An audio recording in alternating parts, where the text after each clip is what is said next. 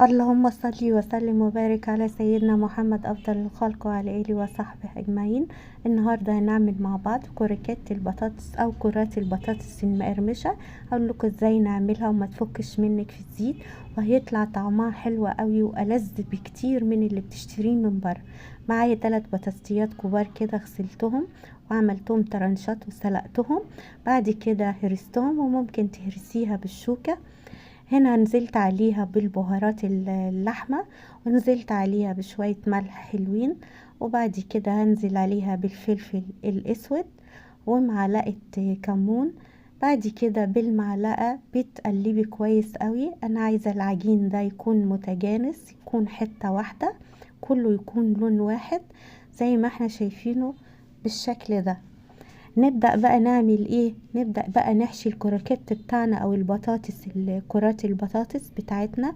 معايا هنا ربع كيلو لحمة عصقته، حطيته على النار، نزلت عليه ببصلاية حلوة كده مفرومة وطماطماية وقرنين فلفل، واحد سبايسي وواحد بارد، وهي قاعدة 10 دقايق على النار. وطبعا حطيت له البهارات بتاعته والملح. معايا بقى البطاطس زي ما احنا شايفين كده، بتعملي كورة كده، كورة صغيرة زي القرصة، الكورة بتاعت القرصة دي. وبعد كده ايه، بتيجي لتحت كده بصباعك، بتنزلي من النص وبتفتحيها علشان تقدري تنزلي فيها اللحمة المفرومة. وبتجيبي معلقة لحمة، طبعا حسب الايه الفتحة اللي انت عاملاها، معلقة او 2. هنا يا دوبك خدت معلقة بس، معلقة حلوة. وتيجي من تحت لفوق كده تقفليها تقفيلة حلوة، قفليها كويس قوي قوي. اهم حاجة ان اللحمة ما تكونش ظاهرة فيها، وبتعمليها على ايديكي كده زي ما يكون بتعملي كورة.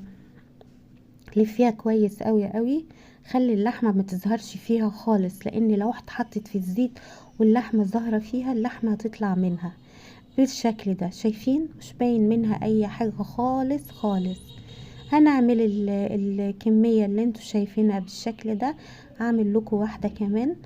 بنجيب واحدة زي الكورة، بتضغطي عليها من النص، وهي سهلة جدا جدا في ان انتي توسعي الفتحة شوية، لان البطاطس بتاعتنا طرية.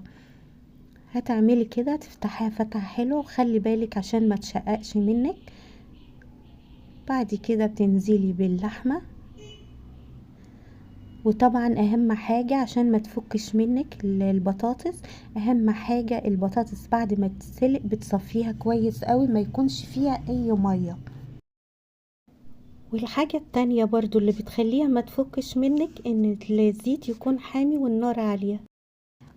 طبعا الحشو ده اختياري ليكي، يعني ممكن تحشي جبن ببقدونس ببهارات، ممكن تحشي جبنة رومي، جبنة موتزاريلا، ممكن تحشي خضار يكون متسبك زي ما انتي عاوزة. الحشو ده اختياري ليكي. وهنا بقى خلصت الكرات البطاطس، وطلع عندي يعني 4 زي ما احنا شايفين. دول عملتهم اللي هي الكوبيبة بتاعت البطاطس.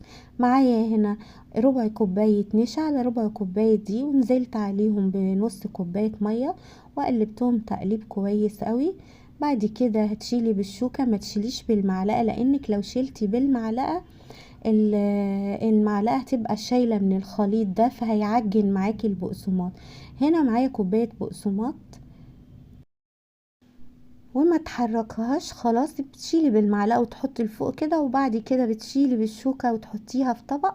ودخلتها الفريزر نص ساعة، وقدحت الزيت قوي قوي، الزيت بتاعي بيكون حامي وكتير. وتنزلي عليها بالكرات بالشكل ده وعلى نار عالية. وده شكلها النهائي بعد ما طلعت من الزيت. ما خدتش مني وقت، يعني مثلا اقل من دقيقة. تحفة وطعمها حلو قوي قوي. وممكن تحشيها اي حاجة زي ما قلتلك. جربوها تعجبكم كتير. ولو عجبكم الفيديو لايك وشير واشتراك للقناة.